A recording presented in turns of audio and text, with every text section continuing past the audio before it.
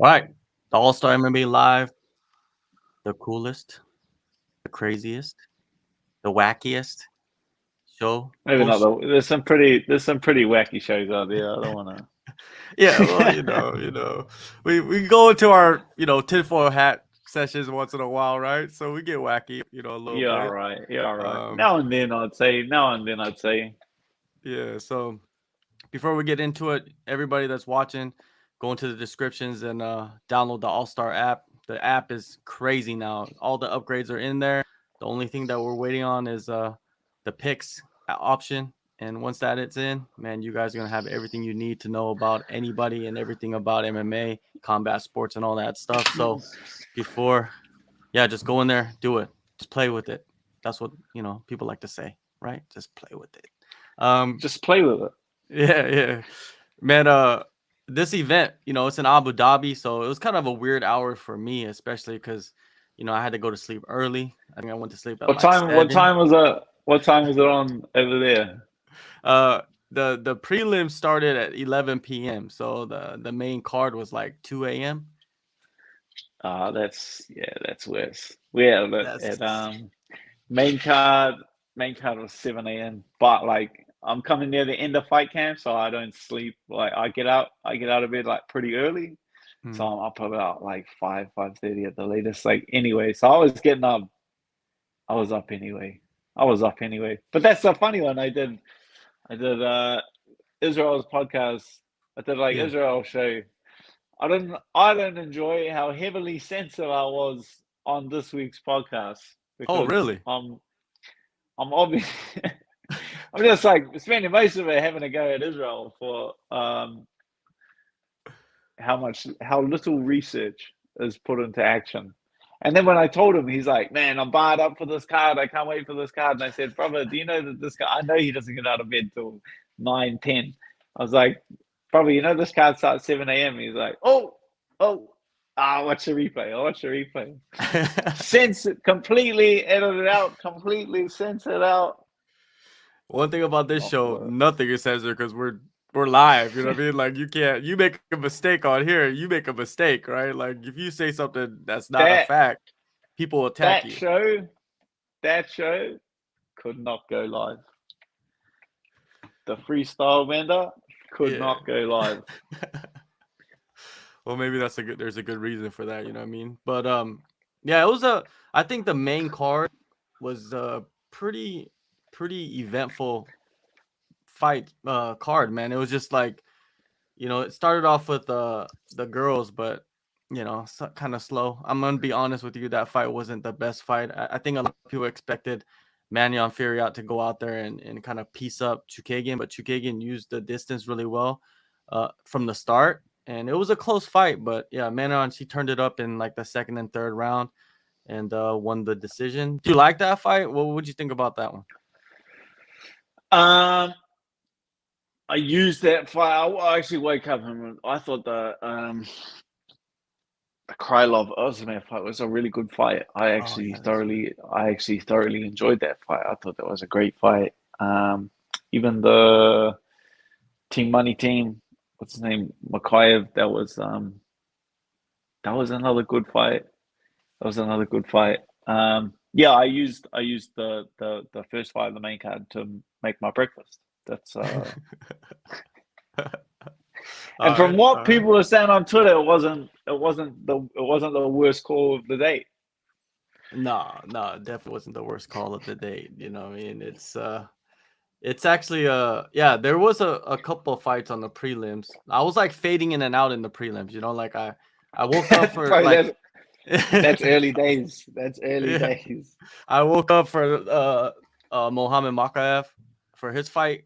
I thought it was Yeah, yeah, pretty yeah. interesting. You know what I mean? Like he actually had some adversity in that one. Looked like he was like he said in the post fight. He said, "Yo, I underestimated this dude, and you can't underestimate dudes, man. Especially how young he is, and how he doesn't have that much experience, right? Against a guy like Malcolm Gordon, who actually gave him a really good fight. It's just I don't understand how he got caught in that armbar.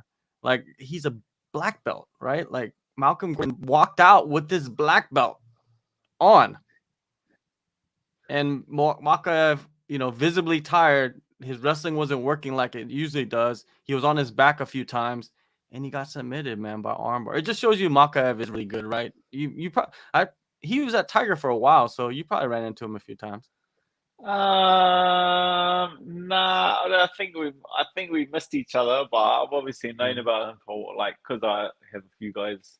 Like I keep my eye on the IMF, the amateur series, and he was obviously a massive name in the amateur series. And then once he got signed to like Paradigm and stuff like that, and then started fighting in Brave FC in the Middle East. Like, there's been a lot of hype about him for the longest time. So I'm not surprised at all at how well he's performing in the UFC. Yeah, he's good, man. Like, there's no doubt about it. He's good, and he's one of the young guys coming up in the flyweight division. He'll be fighting, the big names in probably next year. They're gonna probably push him. They like to push guys, so he's a guy that I think he's not afraid. But this was a good fight for him to get into some adversity. You know what I mean? Like, his striking still needs improvement. You could tell in this fight because like he started to strike with Malcolm and it wasn't working like it did in the first two fights he had. So he had to revert to his wrestling, which is, like I always say, wrestling is probably the best base for MMA, and he showed that. He's showing that with his style. Volkan, yeah, man, Volkan came out there like a storm, right? And he rocked Krylov a Couldn't few times. could could not miss in that Yeah. first round. Yeah, there was like a bit of there was an obvious discrepancy in speed. He was yeah, he was just faster. Like he was firing his punches down the middle. He was feinting before he came in with his shots, and yeah, Krylov just literally couldn't see it. And then yeah, I guess from fighting at heavyweight and fighting the bigger guys, the speed difference is just not there. Like Ozdemir is just quite a fast light heavyweight, but once he got a hold of him and dragged him to the ground and kind of filled his muscles up with lactate, was able to take a bit of that speed away from him. Yeah, he was able to out grapple him and get the best of him. Yeah, Volkan, once he hit that second round, it just seemed like he had the biggest adrenaline dump, and Krylov Mm-hmm. just turned it up, right? Just with everything, kicks, punches, with the wrestling, with the grappling, he just overwhelmed him. You know what I mean? Like it was impressive, man, how he fought the last 10 minutes of that fight. Krylov did after being just like rocked, you know what I mean? Like he was rocked. Like he Mm-hmm. looked like he went out a few times in that first round. So yeah, props to Krylov, man. He's a guy I don't think he gets enough credit, man. Like he's fought like murder's row of that division, and he's beaten some of the best guys. He just doesn't get love. Do you feel that way? He doesn't get love? Yeah, like I'm not too sure. I guess he's just he's where's he from? They keep blocking his Russia. flag out. He's Russian, is he? Yeah, I think so. You Did they Google block that. out the You other Google Russian that for flags? me. Let me see. Let me see. I'm gonna I look it think up. Yeah. Oh he's no, he's not Russian. He's nah, I not. didn't They think he blocked was. his. I He's didn't think he from the was. Ukraine. Why would they block out the Ukrainian flag? What? I'm not too sure. I'm not too sure. Yeah, we Well, don't I get guess credit. that's like a funny one with Kadyrov sitting ringside. You don't want someone a Yeah, man who's actively invading your country. yeah, But man. yeah, I'd say yeah, just because he's not from one of those bigger countries of like the huge fan bases, like the guy's born in Russia, and just the population of Russia and the size of the country, they have enormous fan bases that get behind them. Just being from Ukraine and stuff like that, being from those kind of countries doesn't really generate much interest from like the West, from like North American Mhm. um, fans until you really start competing over there and taking out the bigger names in the North America, fighting in Vegas, fighting in New York, stuff like that. So I can definitely understand that, but I feel like Krylov's his time will come. He's fought Blahovic, OSP, Texera, Johnny Walker, Magomed Ankalaev, Paul Craig, Gustafsson, and just fought Ozdemir. Like he's fought Mm-hmm. the best dudes in that division. He's lost 4 of those fights to Craig and Ankalaev and Teixeira and Blachowicz, which two of those guys are champions, and one of the Ankalaev is probably going to be up there for a title shot soon. Yeah, Krylov, I guess you're right. Like Ozdemir, he's more famous because he can actually get on the mic and talk, do press conferences, do interviews. So there's a thing to that, I believe, like look at Islam, like he speaks English really well. Like I think a lot of people were surprised by the level of English that he has now. Like he probably learned that from seeing Habib rise, with his English. Because remember in his first couple of fights or first part of the run, he didn't speak any English, and a lot of people were just like, "Oh, he's a lay and pray guy," right? For a long time, that's what they would talk shit about him, right? So that's what it is. Russia, damn. Ukraine, I don't know, man. I don't want to get into that politics. I don't even watch news. I'm gonna tell you, Dan, I don't watch the news, man. Like I don't even know what's going on in that stuff. You know what I mean? Like someone starts to talk to me about it, I'm like, you're telling me all new information because I have no idea what's going on over there. Like if I'm not getting like attacked, like I'm not really paying attention to what's going on. And maybe I'm wrong about that, but this is not a political show, so let's bounce forward. Bilal Muhammad, yo, like he's having his little Charles Oliveira like stretch, right? Don't you think? Like he's doing things that people didn't believe he could do. Like a lot of people counted him out against Sean Brady, and that first round was competitive. And then Bilal Muhammad, man, he just has a block for a head, and then he's just pressure, and he's just in your face, and that's how he's been beating the guys, the top guys now, right? Well, yeah, like when that fight started, Sean Brady was definitely getting the better of the striking. He looked to be a step ahead of Bilal, but Bilal's pressure just broke him down. Bilal's chin and his pressure. He stayed composed. It appeared like Brady was the one landing more shots, but then like Brady was the one that started getting like the redness in the nose and the redness around the eyes, which was like strange for me. And it looked like Bilal was pretty much unscathed or unmarked. But yeah, from mine, Sean Brady looked incredible to start that fight. Just kind of crumbled under that pressure of Bilal Muhammad. Was able to stay in his face, was able to shut the takedowns down of Bilal Muhammad and keep in his face and keep that pressure. And Sean got clipped with a few shots and fell apart essentially. Yeah, he attempted 5 takedowns and didn't complete any of those takedowns. And I feel like that would have been like one of his, ways to end the fight, right? To finish the fight. And Bilal just shut that down and just went in there. Yeah, man, it's just like there's something to say about cardio, man. Like if you have some cardio and you got guys that are like first down finishers and you get past that first 5 minutes and just put the pressure on them, put the squeeze on them, in that cage. And this is the large cage too. It's not the small cage, right? So yeah, with the large cage, right? When you're able to move around more, is it better against pressure fighters? Definitely. I've heard, I don't know if it's true. I think it was Dana White saying that they've done studies. So I don't know what that means. Like an intern took some notes, but there are like as many finishes in the smaller cage as there are the bigger cage. But for like personal experience, the bigger cage is much preferred. There's so much more room to move, and it's so much harder to get jammed up against the cage as opposed to the Apex cage, the little Ultimate Fighter one. Like you can really notice the difference between like the little Ultimate Fighter one and the UFC pay-per-view cage, because there's 3 different sizes. There's like the Fight Night one, pay-per-view one, and then the Ultimate Fighter Apex kind of one. You can definitely notice going from the big cage to the small cage. But yeah, like it's all like an incremental difference. I wouldn't say it's like a huge factor. Does it ever, like, do you think it alters the game plan of anybody, like being in that bigger cage? Yeah, like I'm saying, it's not like it wouldn't.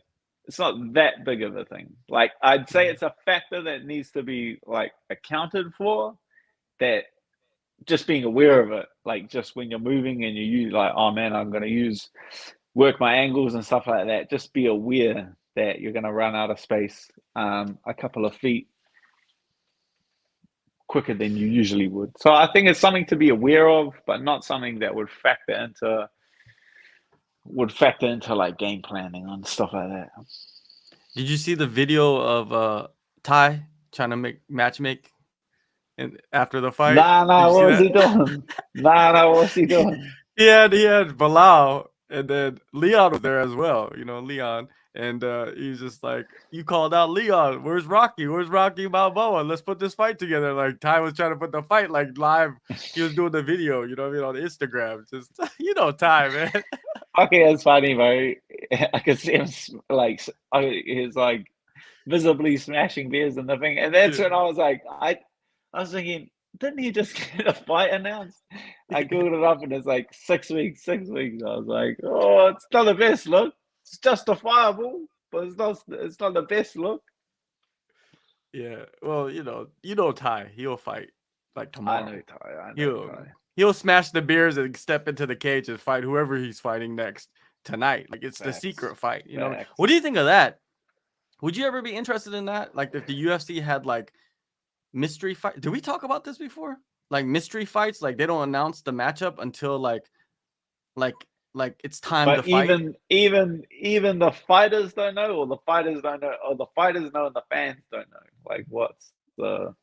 Nobody knows. Only the promotion knows. So you got guys weighing in secretly, but then you start to figure it out, right? People are showing up at fight week. I feel like you'd figure it out. Like we're also active on social media. Like you'd be able to see like who's in shape and who's not in shape. And I feel like you'd be able to, like, especially if you're at one of those bigger gyms, like you train at like ATT or yeah, if you're at one of the mega gyms, I'm sure that's going to get figured out like real quick. Well, that was a good fight to end the prelims, though. You know what I mean? Bilal, he put. How's about the slap fight? How's about the slap fight league gets announced? Oh, was that on the broadcast? That was on the broadcast. The slap fight league. It was like a 30-second clip of guys just getting popped in the jaw with you can essentially like karate chop someone in the jaw, right? Yeah. Like you can essentially knock someone out. And it's just like bodies hitting the floor, dust flying in the air. It looks cool. To me, that's like the dumbest. Yeah. As is like a sport, right? Like there's a lot involved in like moving your head out of the way of shot. We have knockouts, just like Formula One has car crashes, but it's not the objective of the sport is not to crash your car. It's just a byproduct. You know what I mean? Like our objective of our sport is to win the contest. And then a knockout is like a byproduct of the contest. I feel like I would never openly like let someone pop me in the mouth without the ability to defend myself. I feel like that's a funny rules. step. I will watch. Watched. Let's just say that I will watch and I will cheer, and I will drink my beers. I will never do it. Data said that fighters have reached out. UFC fighters have reached out to compete in this, and I'm like, how much are number one? How much are they getting paid? All I can say about it is that, like, I've read reports that the UFC is like spending millions of dollars into researching like CTE and stuff like that. Well, it must be going well. That's all I have to say about that. The CTE research must be going incredibly positively for them to open a slap league and think that that's a good business plan, because they have far more research and data and millions of dollars worth of studies behind it. So positive outlook. Let's just look at it as a positive, because I'm scratching my head. Yeah, you're voluntarily going out there knowing that you're gonna get like open palm slap pretty much because the knuckles are there's this part of your hand is pretty hard, right? When you But slap somebody that's hard like, enough. yeah, that's like, even if you win that, right? It's like 3 slaps each. Like, even if you win, I think that's the rules. I believe you get like 3 pops each, and it's like, oh, I don't know. Whoever's standing at the end of it, I'm not aware of the exact rules, but that's like guaranteed you're gonna have a headache at the end of that. Even Are if they you having win. are they having like Herb Dean ref it? Are they having Oh, they'd have Jason to. Herzog ref They it have to. at the P at the Well, the PI too, right? Nevada the Nevada State Athletic Commission sanctioned it. Do we have judges? Is Adelaide Bird going to be judging I these? don't know. These Yeah, he better. They better. They they're going to be better. controversial I decisions in the slap I hope league. they I hope they judge Slap League as poorly as they judge UFC. Yeah, that's probably going to happen. But yeah, man, I this is my theory.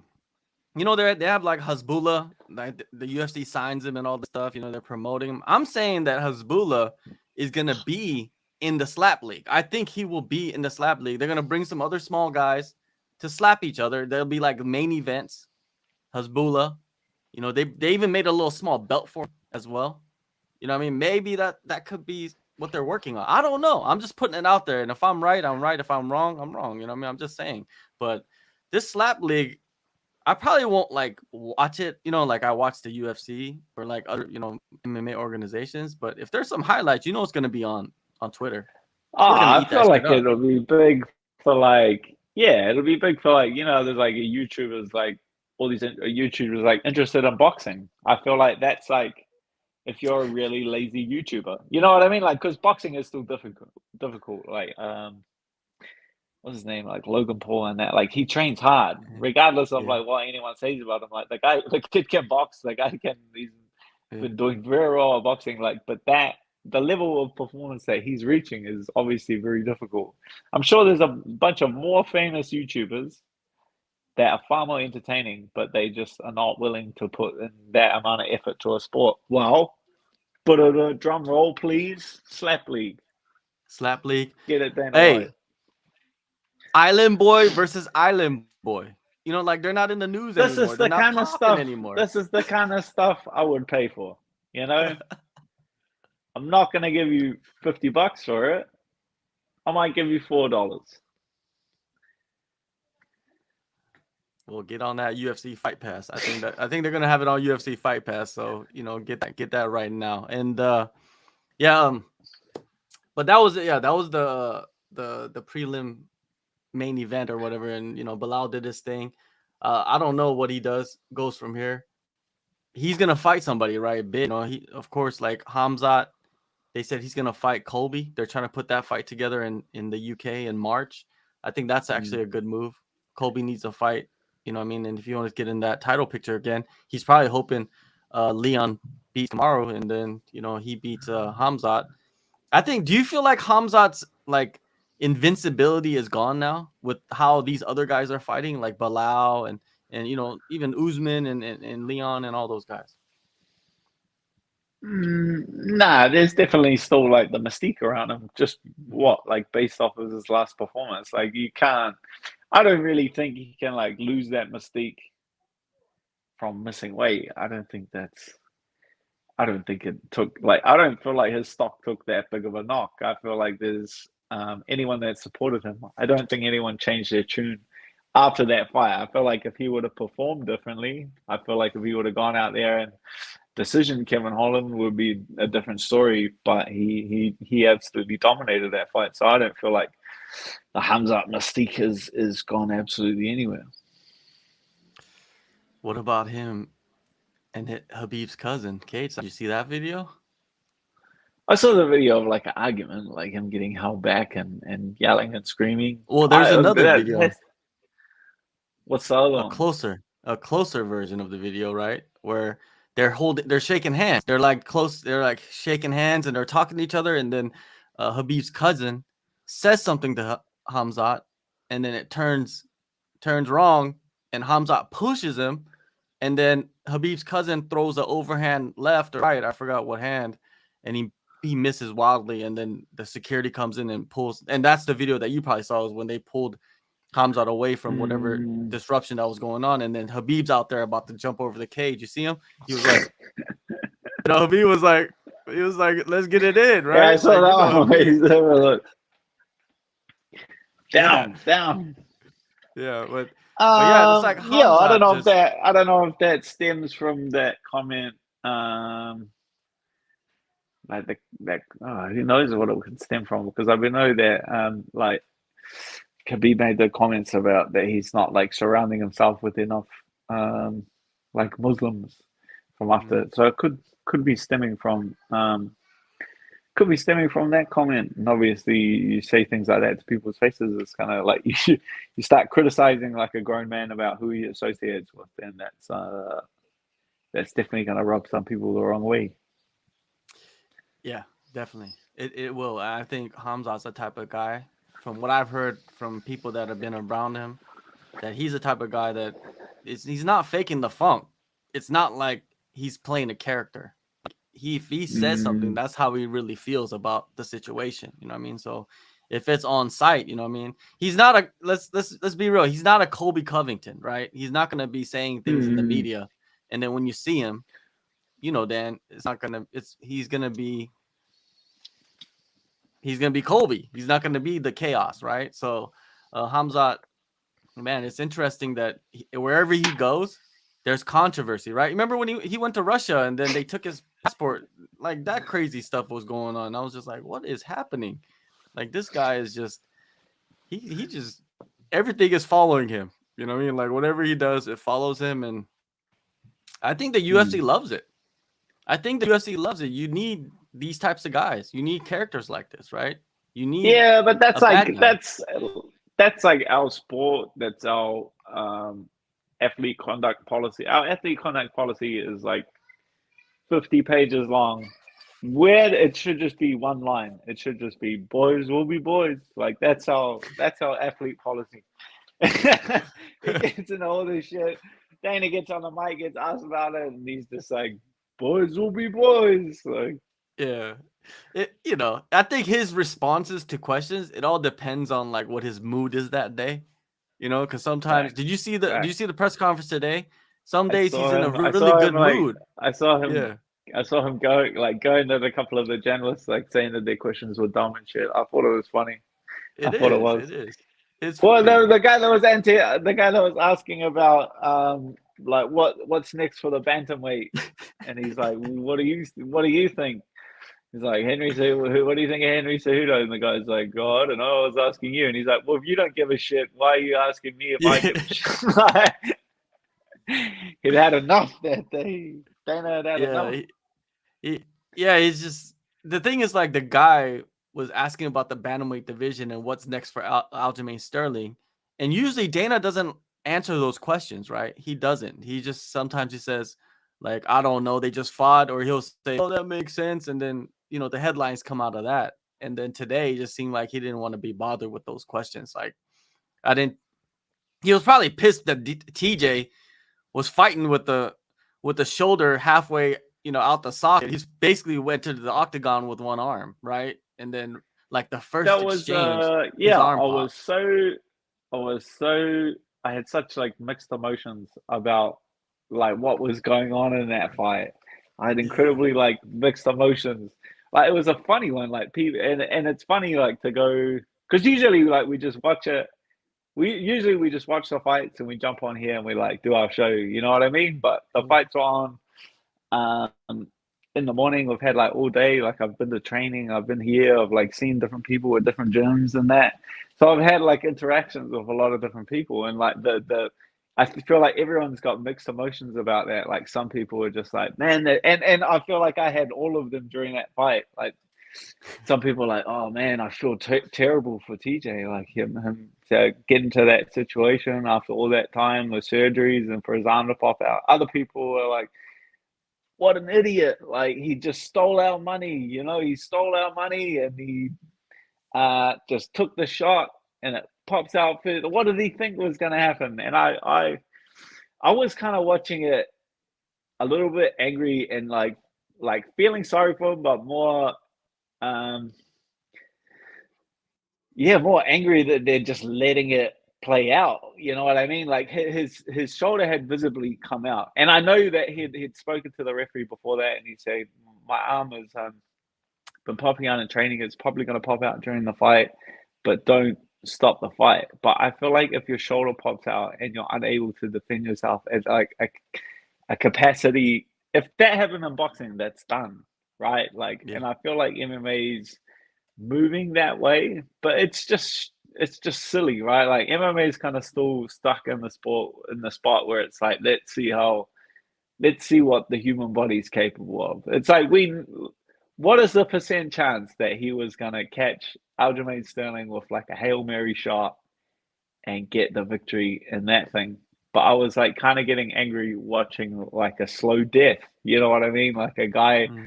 fight for his life with a dislocated arm, and I through everything, and regardless of I'm super anti peds and steroids and stuff like that, but I felt sorry for him in that situation because I know how he feels about the situation, and I feel like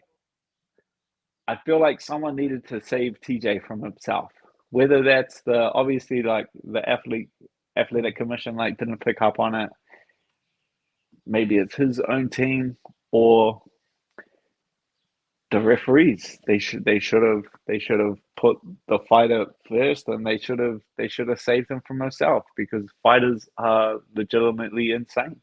Like to persevere through that and to continue down that path, knowing that that's probably going to be the outcome, is pretty ridiculous. This is the way I look at it. You know what I mean? Because watching the fight, I was just like, man, I would love to see it like him pop his shoulder out and then actually come back and win that fight. You know what I mean? It would have just been incredible to watch. Because if anybody could do it, it's someone like TJ. This That's dude is it like, has happened. Has yeah. happened. There's an And if old someone, fight of Jamie Tahuna. okay, Jamie Tahuna fighting in oh, Japan. Yeah, you've got to go back and find it. It's not like Pride or anything like that. I can't remember the name of the show, but he's fighting in Japan. He's fighting a Japanese opponent.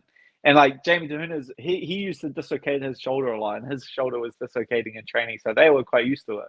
And his brother Tama was cornering him for that fight. His shoulder dislocates, falls out of place. You can see it's like visibly out of place. This is like during the round. He goes back to his corner. His brother grabs his arm, Shaq, pulls it back into place. He continues the fight, and Jamie ends up winning that fight by a decision. So it's like it's possible, and it's like incredible that that happened. But like Aljamain Sterling's not, like that's the best guy in the world. Like yeah. that's a very different situation. Well, you know the point that you make about someone has to save him from himself. That's 100% true. Like if like he after the fight he said that his shoulder popped out of place like 20 times throughout training camp. You know what I mean? Which means that his training camp wasn't the best training camp, for a championship fight. Mm. But that's how nuts TJ Dillashaw is. That's how insane like his mind state is, like his He mindset is. he is like I've been in like a gym with him, and he's like ridiculously insane, pretty much, like to the point where it's like all he thinks about, all he projects, all he dreams about, sleeps about, eats about. So I wasn't shocked that he was like caught using peds. Not that I had like any inkling that he Mm. was on peds or anything like that. But the guy would chew his arm off to win a fight. Like that's my feeling of like working in the being in the same gym as him is like this guy will bite off his finger to get a takedown in a training session. Like let alone a fight. You know what I mean? Yeah. Like this guy would like chew his own arm off. What's that movie? Just and take it and beat someone over the head with it to win. Like he will do absolutely anything. So I wasn't surprised that he got caught, just because I know that this guy is that hyper competitive that he would anything to get us to get an advantage and to win. Like winning, he puts winning over everything. Yeah, it's the mind state that he has, man. But you're right. Someone should have like his coach. You know what I mean? Bang Ludwig. Like he must have known that this was happening. Of course, it's like no secret, right? They hid it from everybody, but he must have known. Like, and I feel like he's the closest to TJ. Like that's his guy. You Well, know what I then mean? Like he left. yeah, they said they did no open workout and they didn't even do pads to warm up. Like I saw the clip of him warming up, and they were kind of just um, throwing a ball in the air, and he's like hitting the ball away or catching the ball, which is that's pretty crazy that it was like that severe of an injury that you couldn't even Yeah. risk it. And like doing a light pad work session for a show or to hit pads to actually warm up for a fight, which is like if you can't, like I've seen fighters with like a lot of injuries, or I've had injuries, and you just like you try it, you run through and you're like, oh, we'll give it a go on the pads, and you're like your foot smashed or your knees busted or something like that, and you throw a kick and you're just like you make that decision in the warm up while you're hitting pads where you like throw the kick and you're just like take it out. Take it out of the inventory. We'll disregard that tool. We'll find something else. So Yeah. I can definitely understand where he's coming from, but to that severity, which is the real concern. with even with the shoulder injury happening instantly in the first round, yo, he survived. Like he got out of like Mm, heavy positions, like really dangerous positions.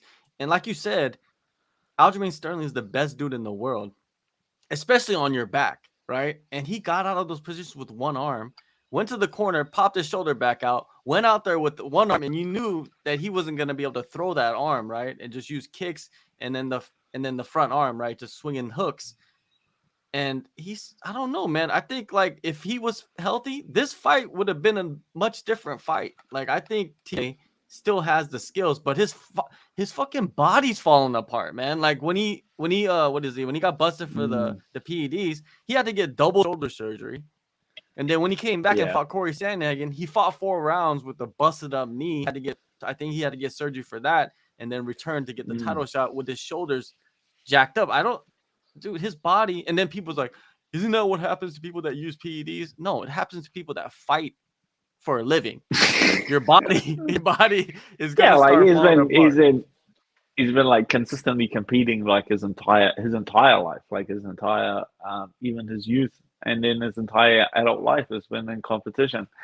Yeah, to have it pop out, because I know if like your shoulder dislocates and you go to the doctor, then you obviously can't use it until it fully sets. So it can take a very long time until it gets rehabbed properly. But if it continues to pop out, like I'm not a doctor or anything like that, but he's definitely gonna need another shoulder reconstruction. So I guess he knew that, he knew that he was gonna have to run through that process all again. So he took the half court shot. You know what I mean? Yeah. Like he took the he took the shot from a mile away, but it's highly unlikely that it was going to be successful. But he'd rather take he'd rather take a half court shot than no shot, I guess. Yeah, it is a title fight, and I think like how many title fights come along in your lifetime, and it's not like he's going to be gifted title shots in the future. You know, what I mean, he's fought for titles many times now, and he took, like you said, he took the half court shot and he missed terribly, but there were some bright moments in that fight for him. But Aljamain, man, he's so big for that division, man. He's a thick boy, like he was talking about Mm, after the fight that he don't know how long he could make the weight cuts anymore. Like he says, his body's not the same, man, and we will see. But he's got to defend that belt. You know what I mean? mm, Is he mm. hinting at like he wants to go fight Volkanovski? Yeah, I'm not too Maybe. sure. Like now that I feel like Alex is doing it the right way. I feel like Alex like moving up a division. That's what's been done consistently throughout combat sport history for a guy that masters his division. Like the next bigger thing is to move up. I don't think, yeah, winning a title and then moving down in division is that decision confuses me. because I feel like Yeah. you even if you win the title, you're like everyone from like average Joe is going to be like, what? Why would you go down? Like, doesn't that isn't that a step backwards, not a step forwards? That's why even when Charles Oliveira was saying it, I was like, it was kind of baffling me, like him saying, "Yeah, I'll fight. Alex can fight for my belt, and then I'll come back down to featherweight, and we can fight for his belt." I was just like, I felt like if you beat him at lightweight, then there's no there's no need. I know you want to hold the two belts and get the picture like Conor McGregor and call yourself double champ, but it doesn't. It's not the same feel because Conor obviously won the belt, went up, won another belt. That's a legitimate double champ holding two titles. Success or like moving up in weight class Yeah. makes a lot more sense to your average human. Yeah. Well, Alex is also the pound for pound best in the world. You know what I mean? That he has so much Mm. that he carries with him. So much weight that he brings into the matchup. Like Aljo going up wouldn't really do anything for. It only helps Aljo, right? So I think Cejudo is an option for Aljamain Sterling for his next title shot. I think if Cejudo does come back, he was the last one holding the belt, right? Why not? You know, why not bring him back and have him fight for the title? He's been screaming and begging, and he's been saying anything and everything to be in the news. You know what I mean? Like he's been just trashing Israel. You know what I mean? Like, have you noticed that? Like he's really like got a thing for Israel, right? He's been like out there just talking reckless about Israel. Um, Well, that's I like think,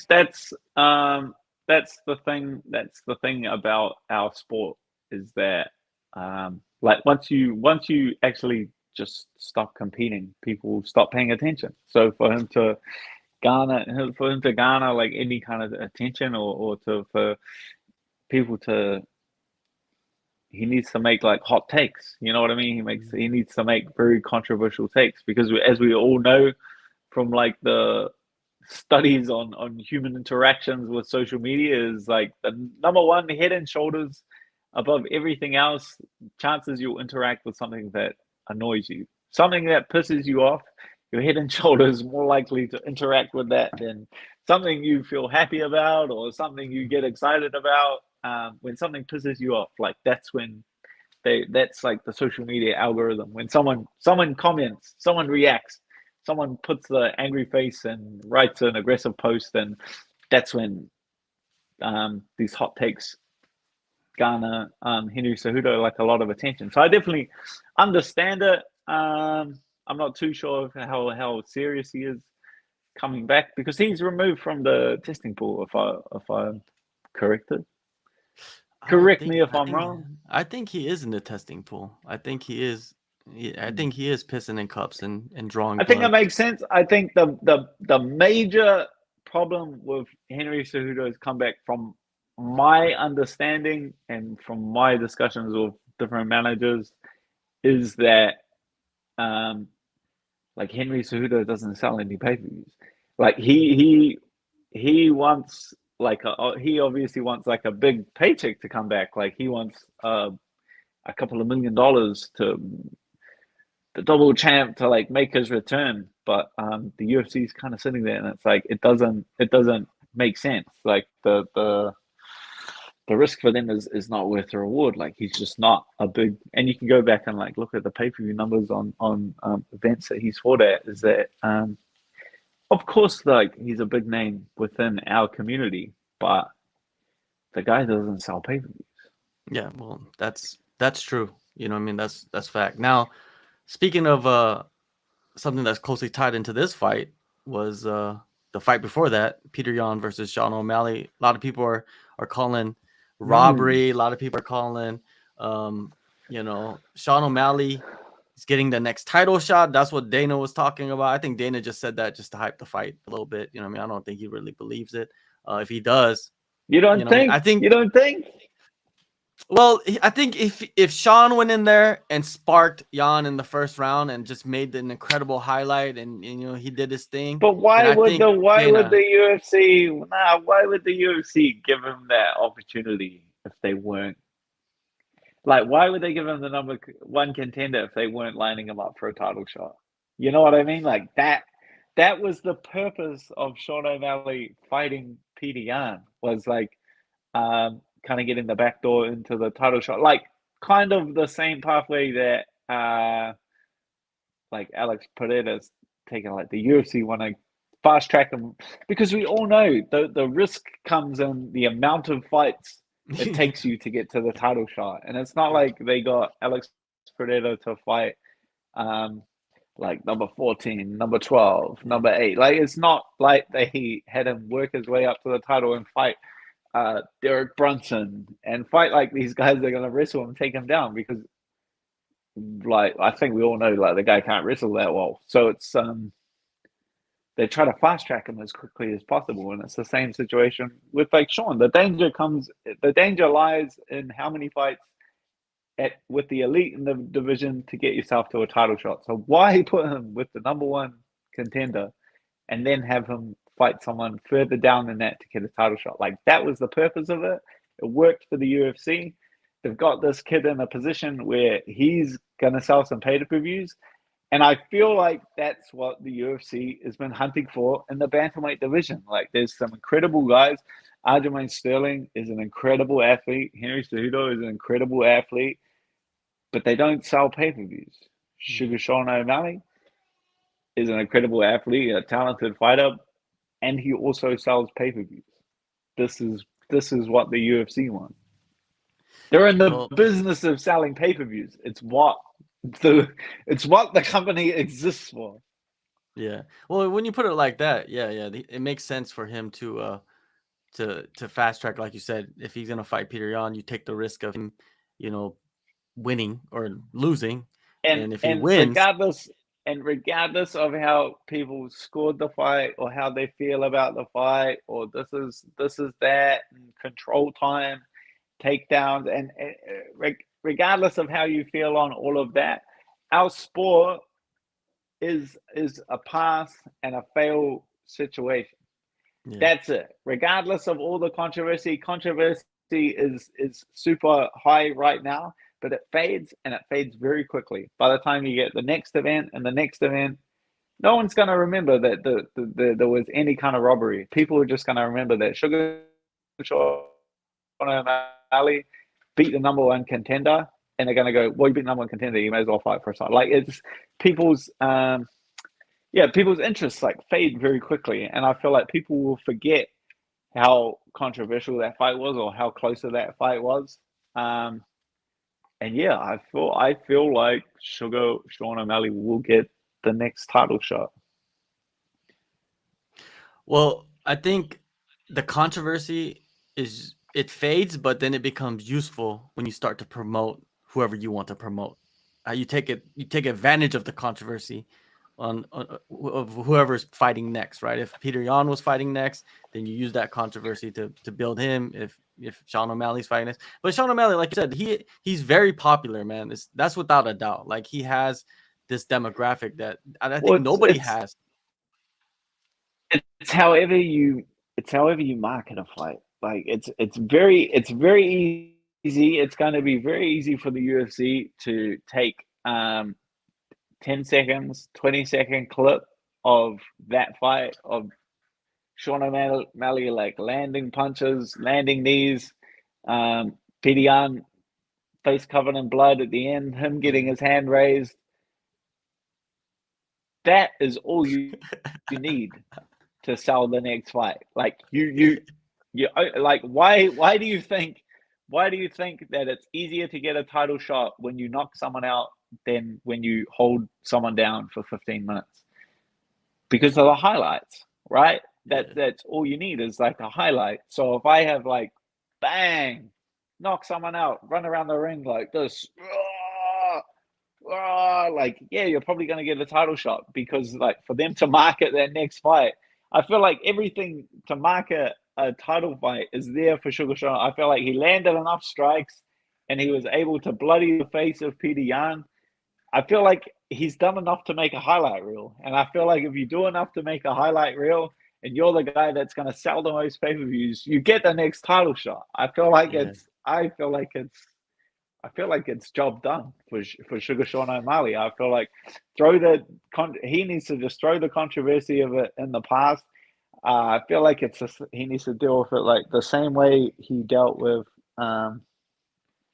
like Pedro Munez. Like that was eye poke, and he just like he from a business standpoint, he handled that very well because obviously it's an eye poke. Like he could have, if he would have come out and said like, "Oh man, I poked him. Oh yeah, I'm gonna have to fight someone else in the top 10."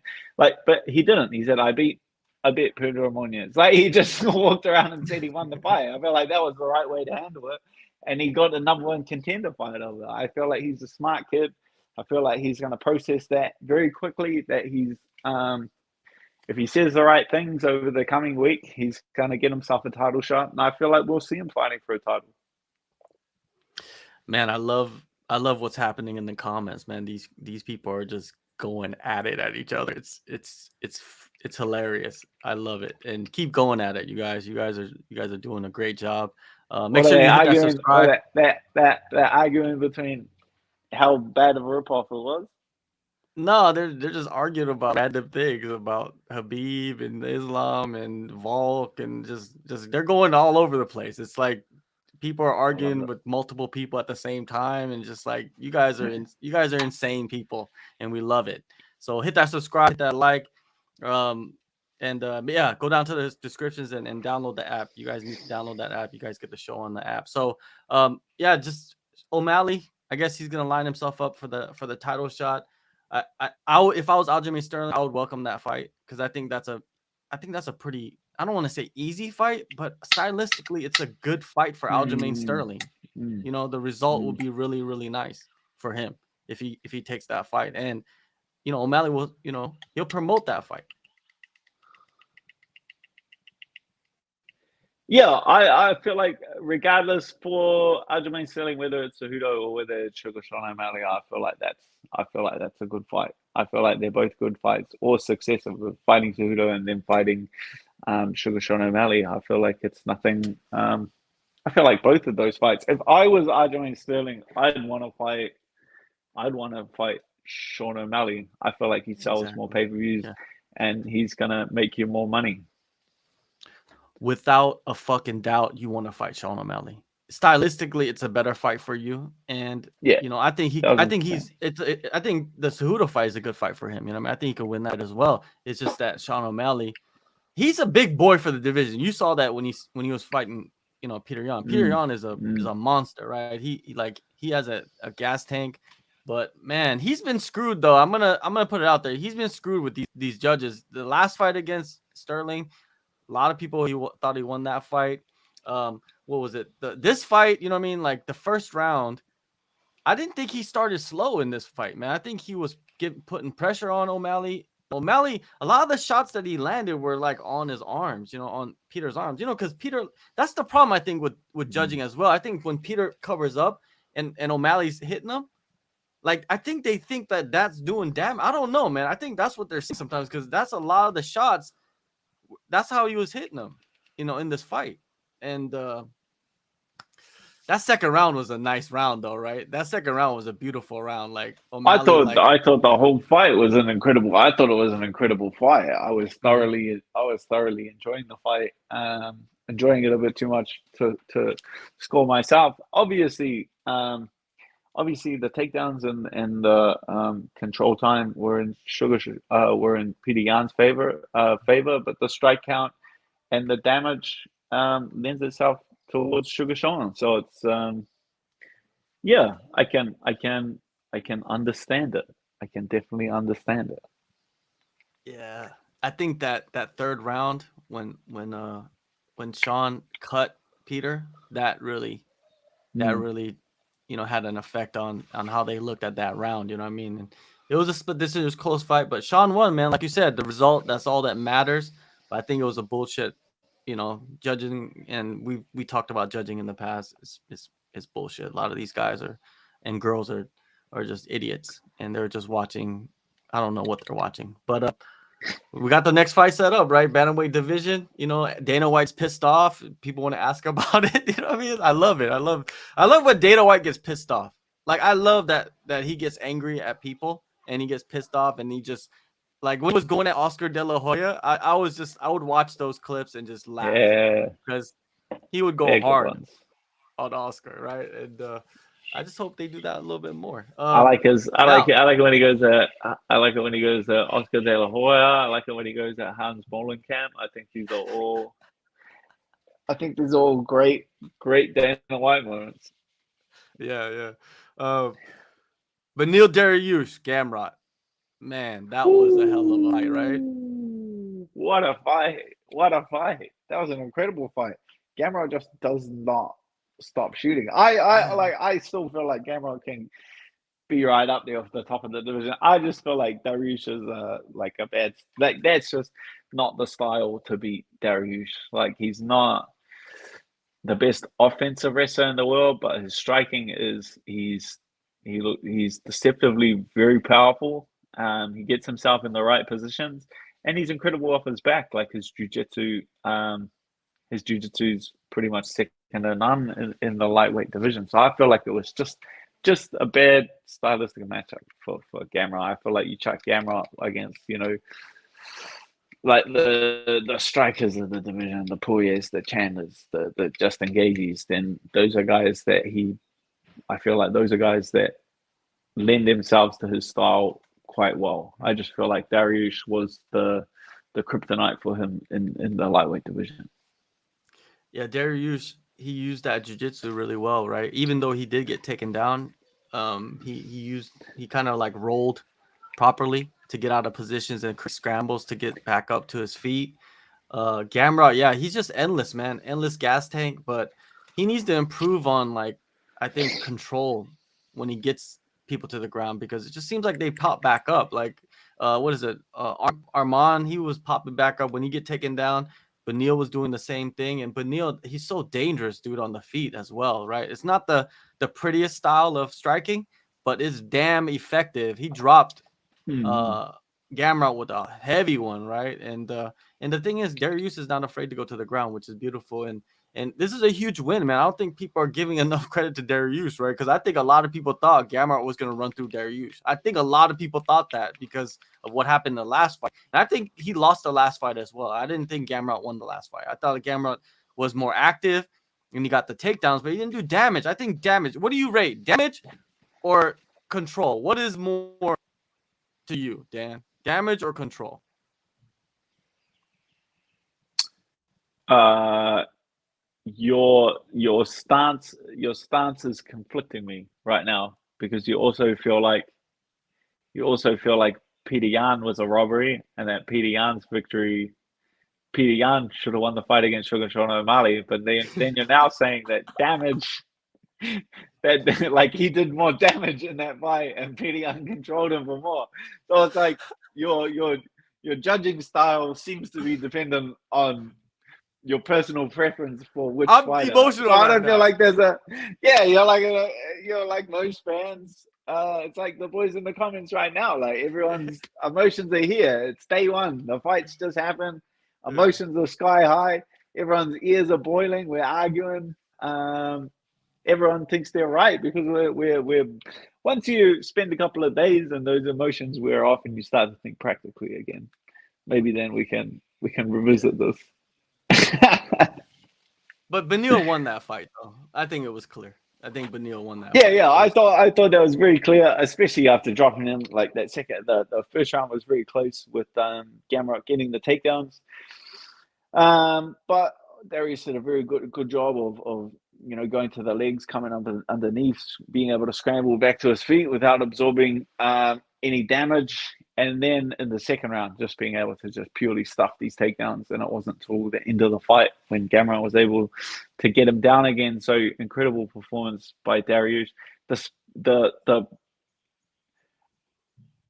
everyone says that he's not like Darius is not like the best on the mic, but that was like there was some low key blow because he's obviously like in Abu Dhabi and Yeah. he pretty much said burn the burqa and then Christianity is like Yeah. is Yeah. like the way. And if y'all don't know about the United Arab Emirates or the Abu Dhabi is that burn the burqa don't fly too well Nah. in Abu Dhabi, baby. That those are some Nah. those are that would have been an incredibly quiet crowd when he says Jesus Christ is my Lord and Savior when they Yeah, when he's in a like a 100% naturally Muslim country. yeah. He took a risk right there, man. That was like, yeah, like you said, people didn't catch that. You I know, was some people did, and it was just like, Dariush, man, like like I was you really are, you I was really like are set in your he conviction. yeah. Like you can't. I'm not like hating on him or anything. I thought there was some pretty low key solid burns. He was throwing out there. Yeah, man. Yeah, know your place, but Dariush is like, fuck that. Like, I'm doing Yeah, my shit. he's like fuck that. I believe in what I believe in.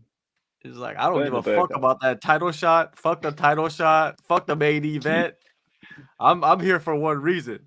I'm here for the man upstairs. You know what I mean? Yeah. Whoever that man upstairs is, I'm here for him. But yeah. You're right.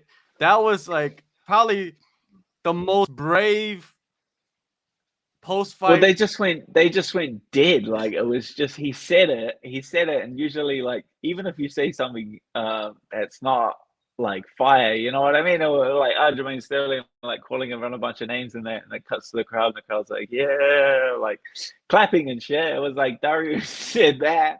Darius was just like, I want to support my people um pushing it back in Iran and you know, the only true God, my Lord and Savior Jesus Christ, and then the crowd was just Yeah. nothing. You could you could hear a pin drop in that arena. Man, it was. I don't think I'll do that, but Darius is another breed. So yeah, do your thing, man. Do your thing. I respect it. I respect Yeah, it. respect it. You got solid steel balls. Seriously. Now, main event time. Main event time. And I was flipping and flopping, you know what I mean? Like I interviewed so many people, like coaches, fighters, talking about this fight and what to expect, and no one knows what to expect, right? Everybody just has their Mm, inclinations, mm. everybody has their emotional ties with one fighter or another, or like they must have a hatred towards somebody, or maybe they just dislike their style, whatever, right? And I flipped and flopped so much in these videos. Like I would be talking to you, and we'd be talking about one thing, and I talk about somebody else, and I'm talking about another thing. But at the end of the day, this was one of the ways that how this fight was going to end up. Right? Was Islam coming out, striking a little bit, and then taking it to the ground, controlling him, beating him up, softening up, and then going for the submission. Right? I don't think Islam was ever going to get a knockout. You know what I mean? I don't think that was going to happen. But yeah, it just played out perfectly, and Charles just got too comfortable on his back. I think, like, he kind of sat there and didn't really have an answer for Islam. Islam, he threw up that submission, and people are saying like that first round was competitive, but I don't know if that first round was competitive. I think I think Islam did what he wanted to do, and then he went to the second round and finished the fight. What do you think, Dan? Yeah, that's essentially what happened. Like for mine, it was a highlighting of what I've kind of leant towards in like Oliveira's run is that he's a like phenomenal athlete and he's in like a good place right now and he's preparing like incredibly well physically. I just feel like like a few of those fights you could see like a visible and it really shone itself clear in this fight. It was like a tactical failure. Like even in like those last few fights that he's fought out and been, the Poirier and that when he goes out or in the Chandler where he like gets dropped and then comes back, like that's just his physicality, his athleticism, and his self belief is through the roof, right? Like it's in the stratosphere, like his belief in himself, and that's what's got him to this position and had him the title for this long and made the end of this run so phenomenal. But it really highlighted this fight was like a tactical failure. That his real tactics in those fights and his tactics in this fight were not there. Like him him thinking that his belief in himself and his physicality would overcome Islam. Um, he just walked into range. He thought he could just walk into range and eat the shots of Islam, but he couldn't, right? Like Islam caught him with a few of those punches and was able to drop him, and then get the takedowns. I feel like if he would have kept this distance a little more, like not pressured into range and just kind of let Islam, like essentially, if you pressure in like that, like essentially letting Islam hit him. Like he should have been a bit more tactical on the feet, um, and that would have made like Islam shoot from a little further out. And then what happens when someone shoots from a little further out? You get to set your frames and set your defense and makes those submission attempts a little easier to set up and to process. So for mine it was a tactical failure for Oliveira and a real highlight. And really Islam. It was just a fight which Islam shone in. Like he was just really able to shine in this fight. Yeah, it was incredible, man. Like he had what he wanted to do in his mind, and I'm pretty sure Habib told him and was reminding him the whole time leading up to the fight, this is what you need to do, and this is how you're gonna win the fight, and it's gonna work out just exactly like I tell you. Mm-hmm. And yeah, man. And the thing is, It like, was a it was a very cool moment. Like yeah, me as a to sit back and watch that, and from Khabib winning the title, and Khabib's father passing away, and then his favorite student Islam winning the title with Khabib coaching, like that I could see how special that moment was, and you could really like appreciate that as a fan, and you can be happy for their team. You can like really be happy for their team as a fan. Like people can have their own like emotional, personal opinion. Oh, I picked you picked on, and they want to rub it in. But it's like you can think what you want to think or say what you want to say, and then the complete opposite thing happens, and you can still be enjoy it and be happy for it and appreciate the moment for what it is. It doesn't have to be as a fan like a win-lose situation yeah, whatsoever. yeah. It's great to see that, you know what I mean? And now they get to kind of like move on from it, that part of the story is kind of ended, and now they could kind of like Islam could kind of be in his own. You know what I mean? I don't think he needs to be tied in with that Mm-hmm. anymore, right? He could like grow his legacy on his own name, you know what I mean? Like he's Islam Makhachev. Now it's him. Now his title reign starts, and I can't wait to see his next fight, man. Like this dude is like other guys in the division, they're looking at him and now he's the champ. So now they're thinking, okay, we got to get to this point and we got to beat this guy. Now this is the guy that I need to fight and watch his fights and see how he reacts. Like I think you could read a lot of of what Islam is improving upon in this fight, what he did to Charles, right? Like especially on the feet. Like I don't think a lot of people expected him stand on the feet and kind of exchange with them like he did, but he did really well. Like it showed Mm-hmm. another wrinkle in his arsenal, man. Like if he could round out his striking to the point where he did what he did to Charles to everybody else, man, it's tough to beat that style, right? That skill set. It's just there's a lot of factors, right, in fighting, and we got that into effect as well. Like we don't know what Charles was dealing with ahead of this fight. He had like 50 people with him. Like I don't know if that was a kind of a weird thing too, right? You remember like when he was that picture that he had where like they were all surrounding him and he was like laying on the floor, and it's like it looked like a seance for like some cult or something. Like they were like Yeah. It's that's like that's like funny because everyone's different when they yeah. cut weight, right? Like I'll do it like we're chilling in the hotel, like like weigh-ins in like 4 or 5 hours. Like I'll just take off by myself. Like that's how like I like to do it. I'll just like grab my towel, um, put some sweet sweat on, and I'll just like go to the sauna by myself and like sit there for a bit, and like I'll sweat it out by myself. So it's like it's cool to see everyone's like different approach, and you could see it on like Charles' walkout. It's like very cool. He stopped. every person with blonde hair that he saw, he went and dabbed up and hugged and got the energy from that. So it's cool to see like his approach. It's cool to see how in sync his team is and how well they, how much they support him and get around him and share their energy with him. It was a very cool thing to see. Yeah, the energy, man. He had his energy, and then Islam had his energy, man, with his team, because they roll deep out there. I mean, I don't think they realize how deep, like Islam and Habib and his team. There's guys that probably just are living out there. I mean, that's part of their crew. But yeah, the energies came together, man, and Islam just performed on that night. I think Charles will be back. Charles will be.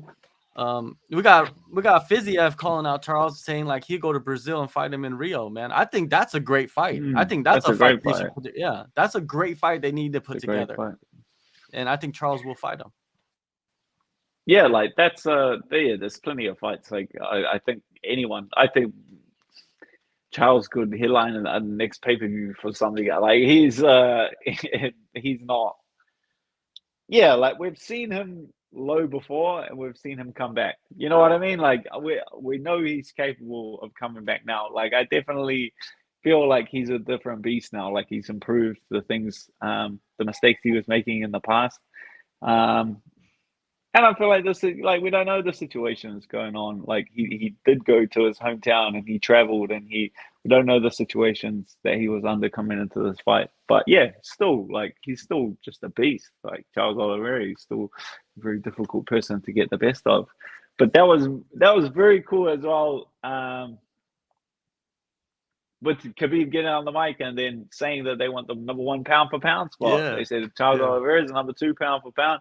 We want the number 1 pound for pound spot. We all know how much that means to them, right? Like it wasn't the belt that Khabib retired on. It was the number 1 pound for pound spot is what he retired on. He wanted that number. So we know how highly that the Khabib and their team prize that number 1 pound for pound spot. They're willing to go to Perth, which is incredible. They'll headline that card. Like I'm so excited for that, for them to call Alex. Like that fight's sold, right? If you get them in the ring, the boys face off, they shake hands, they both agree to it, they both want it. Alex flew over there, he made weight, he showed that how much that this means to him, how much he wants. I feel like he's the clear challenger for that title, and that'll main event the UFC card down in Perth. And for mine, I'm super excited for that. I feel like that is an incredible fight. I think if they put that fight together, there's still a lot of things to work out, right? There's contracts and management and deals. But like, look how much he wants it, right? Like Khabib's pretty much his manager, Islam's manager, right? Like, or talks very closely. Like he would have had a plan in his head. Maybe they didn't even share it with Islam. Like that's why Khabib grabbed the microphone and stepped in.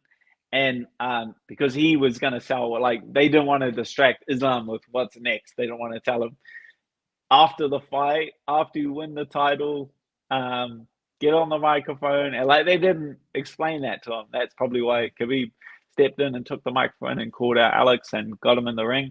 But like they want it, their team want it. Alex wants it. He weighed in. He got in the ring himself. He said he wants it. So I feel like the UFC wouldn't let it get to that point unless behind the scenes, this is already somewhat agreed to. That this is probably going to be the outcome. Like you don't see it like that. Like the UFC is not,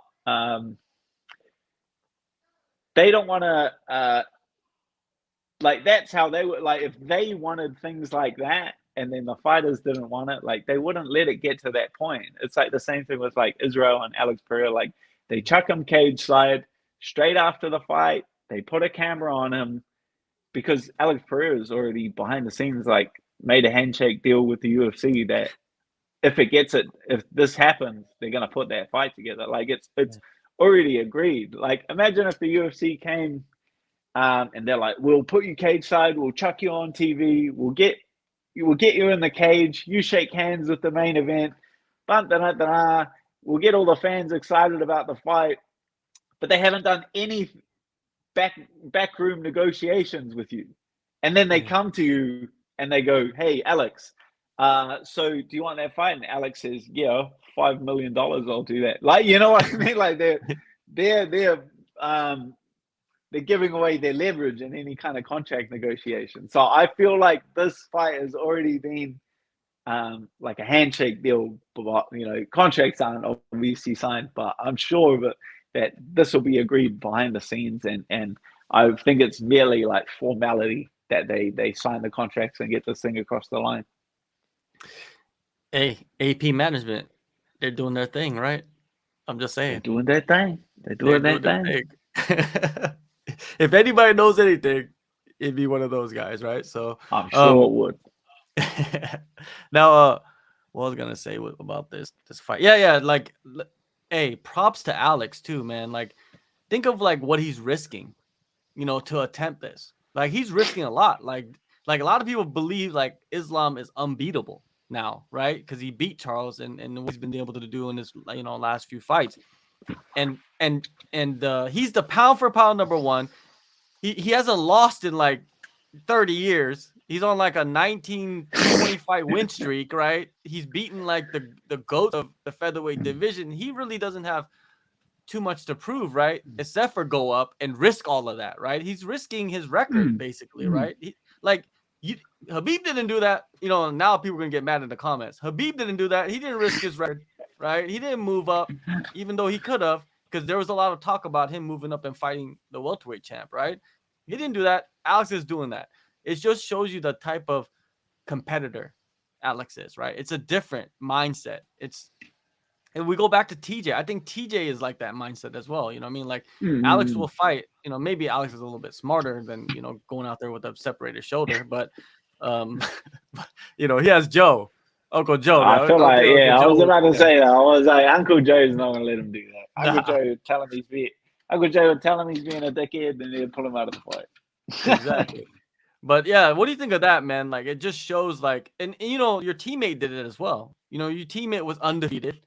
It was the champ. He could have stayed at middleweight and kept fighting and defending the title against, the number one contenders.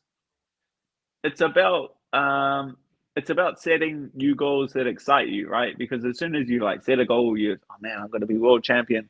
As soon as you accomplish that goal, it's not like you just can sit back and relax. Like, you need to set yourself not only like a new goal, but you need to set yourself a goal that lights that fire in your belly. You know what I mean? Like, maybe I haven't talked with Alex about it, but maybe like fighting, Emma, or fighting someone like that who has like, there's no one really like screaming number one contender. I want the next shot. I'm next. I'm like going out there battling for it and proving it. Like, maybe none of those guys really light a fire under them. But the double champ status, the pound for pound king, to take the crown of Islam and shatter kind of that era of invincibility, like that lights a fire in his belly, and that excites him, and that's who he wants to be. So it's something, like you definitely respect. But that as a fighter is like, that's what we do it for. We do it for that fire in your belly. We do it for that level of excitement, that will to accomplish something. You don't just sit there as a fighter like, oh, but this is the safe option. Just defend my belt until I have heaps of money. Like, it's difficult to get out of bed in the morning with all these injuries and all this training. But when you have that fire in your belly and that excitement, it's very easy to get out of bed, and it's very easy to train hard, and it's very easy to push your body to these extremes. And I feel like it's an incredible fight as well. Like, who have we seen go out there and out wrestle Volk? You know what I mean? Like, he's probably one of the. How many times has Volk been taken down in the UFC? Like, you could probably count it on one hand. Like, I doubt it's many times. He's a very difficult guy. He's so close to the ground. Like, what are you gonna do? Like, jump on his legs? Like, he's like, Islam can say what he wants. Like, he's short. Like, he's an incredible striker. And you can say like he's short all you want, but like that, someone short is difficult to take down. Like, that's that's just a fact. Like a long, taller guy, you grab a hold of their legs, like they're easier to drag to the floor than someone that who's that close to the ground and that thick and that solid. And then when Yeah, they got in the Volk. cage and they stood face to face, like they didn't look. It wasn't like, oh Yeah, no, it that's wasn't like it wasn't like surely didn't look like that. yeah, it wasn't even like like how Sean was standing next to Peter Yan. Like they looked Mm. like completely different weight classes. Like when Volk stood, that there was a height difference, but other than that, Volk he's a And thick, you couldn't say, big-headed yeah, dude. you couldn't say like, oh well, that's Volk out of camp. You're like he made No, weight the yeah, day before. He weighed in the day before. They like that's just him. He's actually quite a thick guy. He's quite a big guy for even the lightweight division. So for that yeah, fight, man, I'm gonna be there.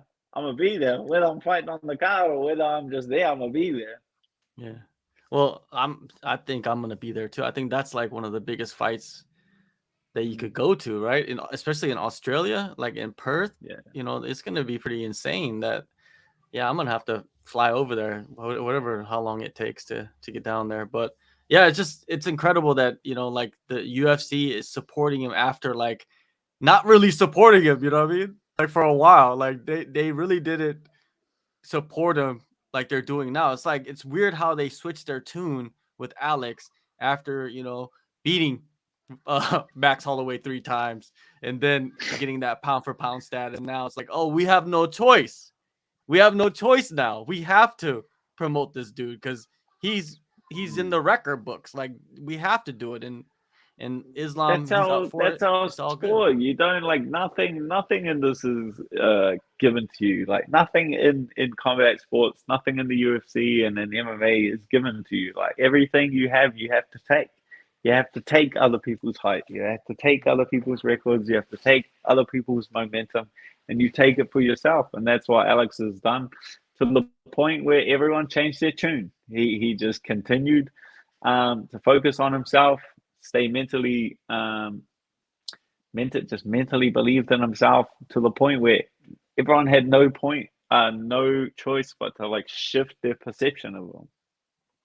It's I'm not gonna sit here and lie to everybody saying like Volk is the favorite. No, he's not the favorite. He's the underdog into his fight. He's going up a weight class. You know what I mean? He's fighting Islam. Islam is the best lightweight in the world now. You know what I mean? Like it's a tall task. Like Islam is the favorite. You know what I mean? You know what Islam's gonna want to do.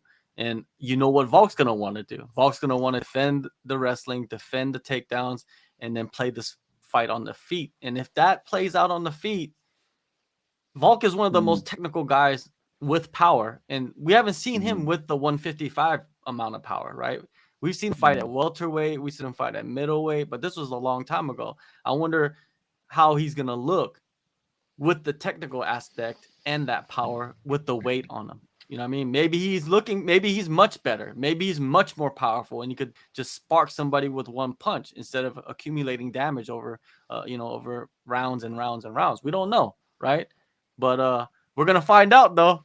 We're going to find the fuck It's out. very That's that's what it's great. very cool. It's very cool, and that we're gonna find it out. We're gonna find it out very soon. I feel like I guess like from a fan's perspective, like that was the main concern of Makhachev winning the title was going to be his activity because him throughout his career has not been like the most active guy. But for him to put his hand up straight away and to say, I'm willing to fly to his home country, I'm willing to travel, I'm willing to fly, I'm willing to cut that weight again and to stay active. That's that's a good sign. That's a good sign for Makhachev as a champion that he wants to stay active. Do you think they could, because this is a massive fight, right? Do you think they might have to change the venue? Could they put it into a bigger spot? They'd have to really Yeah, think I'm not about that, sure right? about because they've been trying to lock Perth in for the just in years. They've been trying to make this event go down for the longest period of time. So I'm not too sure. I'm not too sure about the stadiums on that side or in Perth. I would have to go away and look at that. But whatever happens in your next fight, you know what I mean? Is that too quick of a turnaround, you think? Or it's an event that you could probably just go and hang out with Ty and drink some beers, because it seems like Ty's not gonna probably fight on that event. He's gonna fight in like December, so I don't know if he's gonna Yeah, turn around and fight in person. he's fighting December. Oh, like obviously, there's in a perfect world you would. In a Yeah. perfect world you would. But yeah, there's I've been doing this too long to count your chickens before before they hatch. But yeah, in a perfect world, you'd come out of that fight unscathed, and you'd fight absolutely anyone on Perth. Like that's an incredible event, and that's an exciting event. It'd be cool to get over there, or Alex come over here and train, or we go over there and train and prepare with a moment like that together would be an incredible opportunity, and that's something that I would just relish. Yeah, the team, actually being able to like be together like that to prepare for such a big moment. You know what I mean? Because like you and Brad, I know Brad's been intertwined with Vault for a long time. Right? I think Brad was his striking coach for a while, Yep, right? yep. They still So they still yeah they still work together to this day. sure, man, I can't wait for it, man, and it's only a couple months away, which is insane. That's like the cool part. That's a cool part. Yeah. We got like New York for the boys, and then straight after that, like even if you get on that card, it's straight back into camp and do the dance all over again. So very exciting. And that's also like from a coach's point of view, man. Like even for Joe Lopez, like it's gonna be cool to see him get back in there with Eugene and have them formulate something to get ready for Yeah. Islam, man, because this is a tall task, and I think that's what also sparks coaches too. Like you don't like. I think Joe was like, I remember talking to Joe a few times, even behind the scenes, and he kind of was tired of getting ready for Max Holloway. You know what I mean? Like it's like he's like, what the fuck are Yeah, we doing yeah, yeah. again? I know that. Like you just you're just like Max again. Like fuck, like because he's so good as well. You know what I mean? And Yeah. because they're gonna make adjustments, like that's like going around. It's like chasing your tail for years on end. Like the amount of time, if you were to quantify, like the amount of time that Joe Lopez and Eugene Behrman spent watching Max Holloway, like that would absolutely blow your mind. They are probably sick to death of staring at Max Holloway on a screen. They probably want to have Max come over and fight for them now, you know what I mean? Because they know about him so much. It's like, yo, we know about you so Yeah, much. You come over here, we'll train you and see what we can do with you. yeah. You know They'll what be I mean? like, we know where you can improve. Yeah. Isn't that a trip? Facts. Like fighters have done that though. Fighters have done that in the past where they would fight against the same, like different fighters from the same camp. And then that coach has prepared for him so much. I've seen, I've talked with fighters that done that Mm. they switch from their gym to the gym that the fighters that he fought at against, and now he's Oh, coached by that's the like guy that prepared. that's happened for the longest time. Like someone kicks your ass and you want to train with them to learn how they kicked your ass. Like that's that's happened for the longest time. For sure. Damn, that was just an incredible event, and now we just got incredible fights coming up, man. And I can't wait, man. We definitely got New York, the next big pay-per-view, Mm. UFC 281. You got Dan, you got Brad, you got Carlos, you got Izzy defending the belt. Man, it's gonna be crazy to see the you guys just go over there, the movement. You know what I mean? The energy, like you said, it's like there's few camps like that out there still. Like you got these big major camps, right? But then you got a few of those camps like Habib's camp, you got your camp City Mm. Kickboxing, you got Oliveira's camp, that shoot the box, that high level, but it's still a tight knit family. And it's always Mm. good to see that go down in MMA. Everybody, thanks, man, for joining. And make sure you guys leave a comment or question, whatever, if you're watching the replay. Go download the AllStar app for everything that you need on MMA. And Dan, any parting words for your fans? They're like big fans, Dan. Keep arguing, boys. Keep arguing in the comments. This is the new stress ball. Let it all out.